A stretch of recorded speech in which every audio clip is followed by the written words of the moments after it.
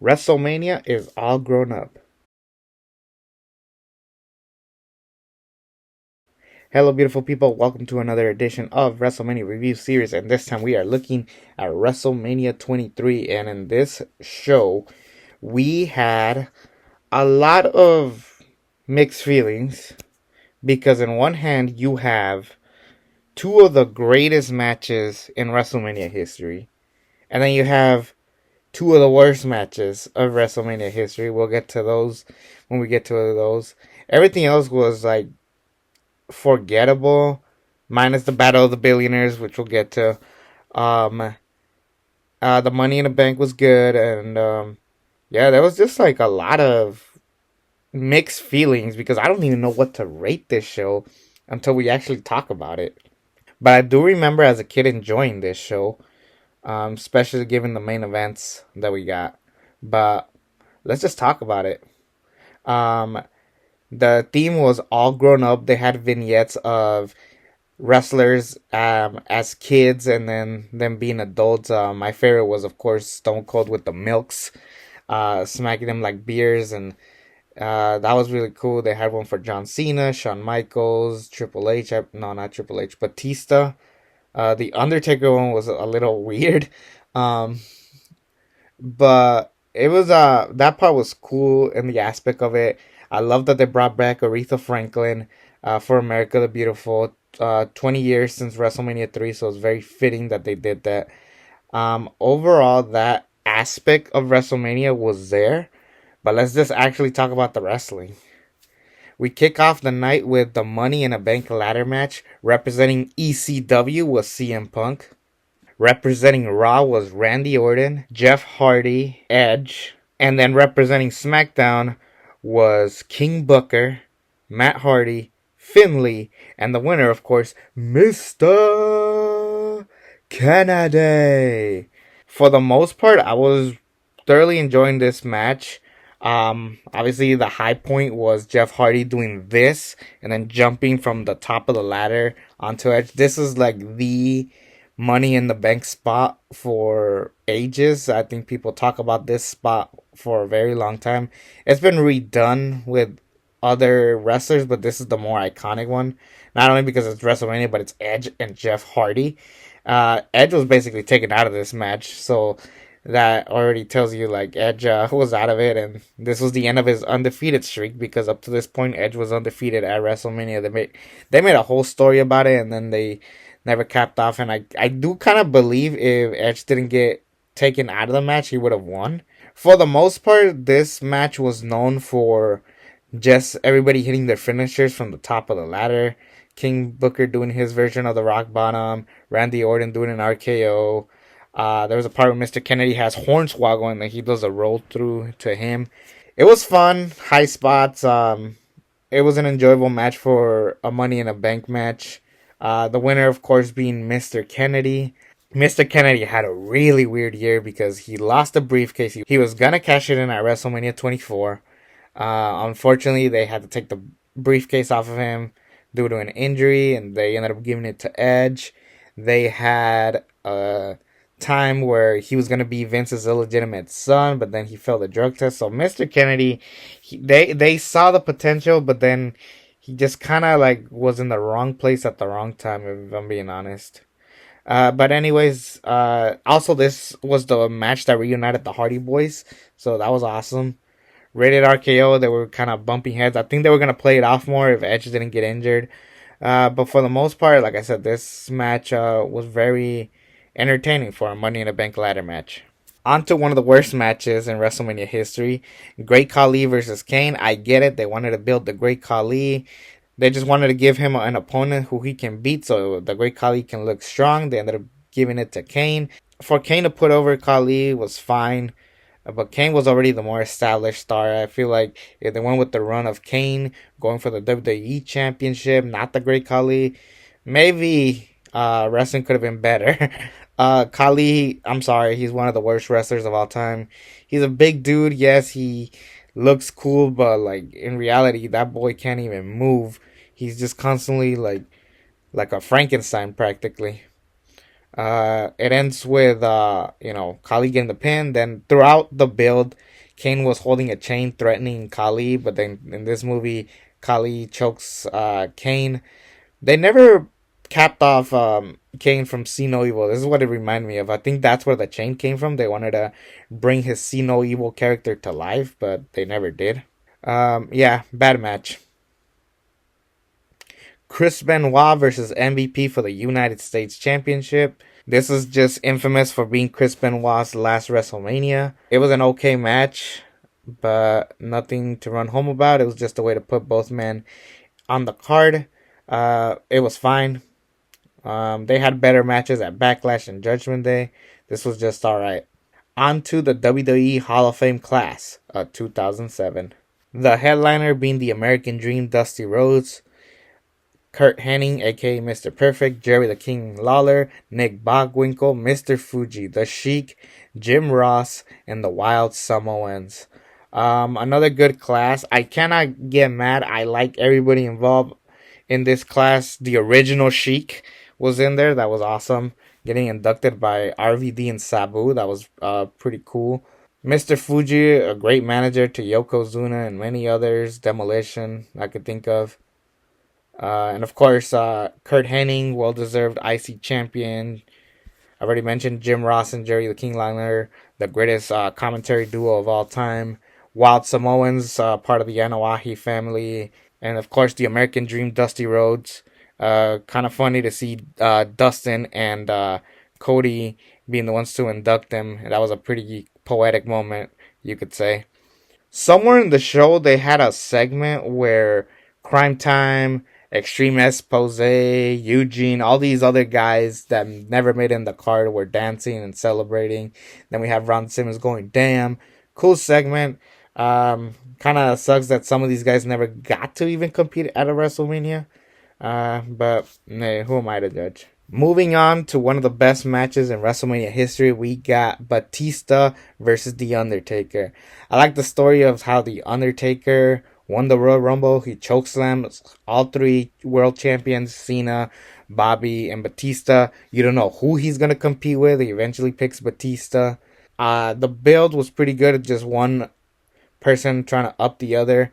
At this point, Batista didn't really have great matches outside of his Triple H ones. So, really, this was the ultimate test. And for a long time, a lot of the guys were trying to showcase The Undertaker and showing us that Undertaker is a good wrestler in the 90s. So, it's kind of poetic that this time Undertaker does the same for Batista and giving him the best match in his WrestleMania career. Batista and Undertaker have other great matches in 2007, but this was the first really good one. The two heavyweights just going at it. There's a point where Batista throws Undertaker from one announced desk to the other. It's essentially what you would expect from two big guys like this, but I was very happy and entertained. The crowd was happy and entertained, and it was so awesome to see The Undertaker win a world title once again at WrestleMania. I would have thought Batista was going to win. At this point, the streak was 14-1, so this would have been Undertaker's 15th WrestleMania. But no, he won, and yes, kudos for that. And Undertaker's streak is just at an all-time high around this point, and I was very happy with the match that we got, so kudos for that. Undertaker and Batista had one of the best matches in this entire night. Not my favorite match of the night, believe it or not, but a really good one that you should definitely go out of your way and watch. One match that I was not happy with was the ECW Originals versus the New Breed. Now, the New Breed was just a combination of all of the new ECW guys that never made it further from here. Elijah Burke, Marcus Corvon, Matt Striker, Kevin Thorne. These guys just look like jobbers, and they just never saw themselves as credible opponents. And then they were taking on Rob Van Dam, Tommy Dreamer, Sabu, and the Sandman. This was just a way to put the ECW guys in the ring. If I were to do it my way, I would have done a fatal four way with all the ECW originals. The winner gets a future shot at the ECW championship. Just a great way to showcase ECW at a WrestleMania. They never did that because Vince never saw the potential in ECW. He just saw it as a cash grab. Paul Heyman was gone up to this point, so ECW was dead at this point. I was just disappointed at this, and ECW never recovered from this. The closest they got to was 2009, and even then, it was at his dying point, anyways. On to the biggest celebrity match in WrestleMania history, even though a celebrity wasn't involved in the actual wrestling aspect outside of being in the corner or somebody, but we had the Battle of the Billionaires. Hair versus hair, special guest referee, Stone Cold Steve Austin. It was Bobby Lashley representing Donald Trump versus Umaga representing Vince McMahon. The loser had to get their head shaved. They had Stone Cold as the referee to even out the odds, even though once Stone Cold was the referee, it was like, yeah, we already know who's winning. This was fun and entertainment. I do feel bad that Bobby and Umaga were the afterthought of this entire match. The real story was Vince and Trump. I hate the guy. I don't want to get political, but, without this match, WrestleMania 23 wouldn't have been as highly remembered. This was at the point one of the highest WrestleManias out there, and it really wouldn't have happened without this match. But based on the build, I would have thought this was gonna close. And even in the poster, you have Vince, Trump, Stone Cold, Umaga, and Bobby Lashley all on top, and then you have the world title matches like at the bottom. You would have thought this was gonna close, but it didn't. They realized like, yeah, it's Bobby Lashley and Umaga, who are solid mid carders up to this point, but they're still being established. One of the key moments was when Stone Cold gets knocked down. Shane McMahon takes over as referee. Stone Cold comes back, stuns Shane, stuns Umaga. Vince is pissed. Trump gets involved. He throws some awful punches, but it was entertaining as hell. And then Bobby Lashley gets his victory. As Vince McMahon gets shaved, he's embarrassed. They tie him up to a chair. They shave his head. He is bald. Trump, Bobby, and Stone Cold celebrate, only for Stone Cold to stun Donald Trump. So Stone Cold got to stun a president before he became president. That is big for Stone Cold, if you ask me. Now, the Battle of the Billionaires aftermath with the head shaving took up a lot of time. You would have thought that this next match would have gotten canceled, but it didn't. It was Melina versus Ashley. The story was dull. Nobody cared about it. It was just Ashley was in the Playboy cover, so they kind of pushed her. Melina was the women's champion, and Melina just degraded her. Melina talks about how it was degrading how women are being seen as now as objects. Even though Melina slept with Batista in a segment, you can check it out. It's on YouTube. And then they had the Lumberjills just because they needed all the women involved at the end, which was stupid.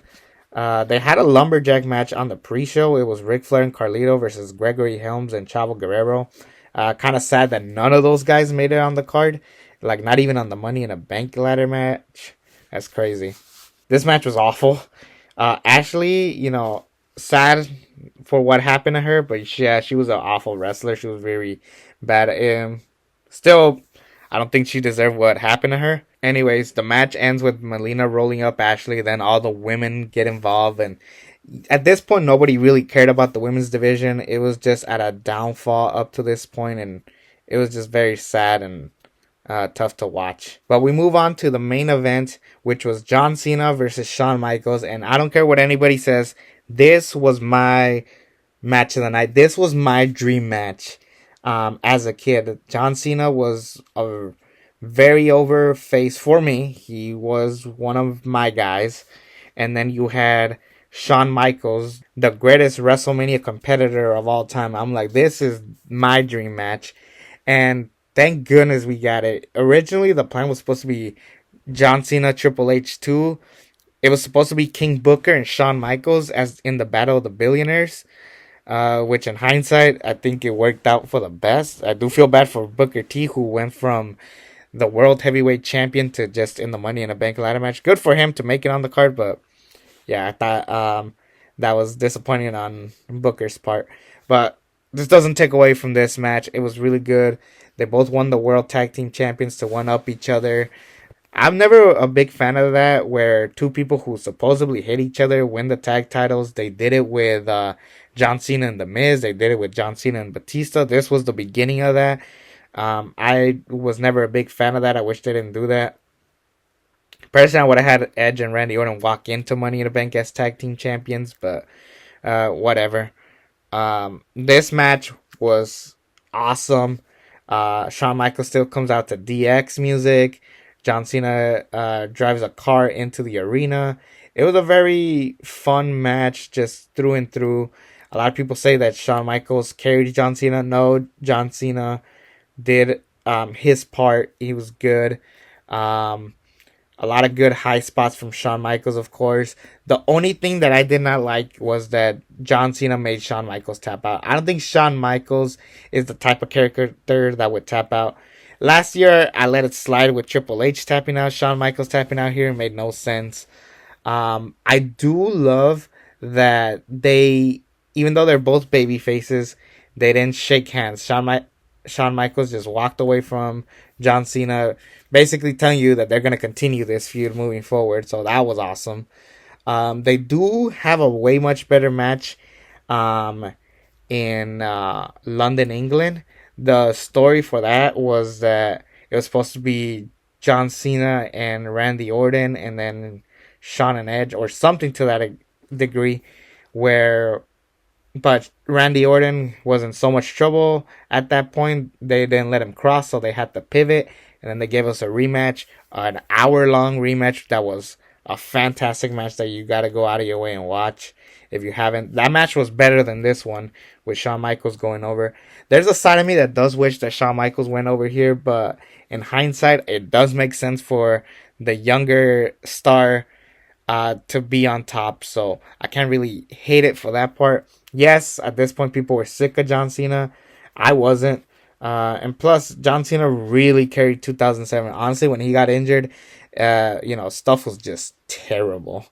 2007 was one of the worst years in WWE history, if you ask me. We had the Benoit tragedy, we had the illegitimate son angle, which was stupid. ECW was at an all-time low. It was just bad to the bone. Khali was the world champion at one point. Injuries from your top guys. Rey Mysterio was out. Edge was out. Triple H was out. It was just a bad year.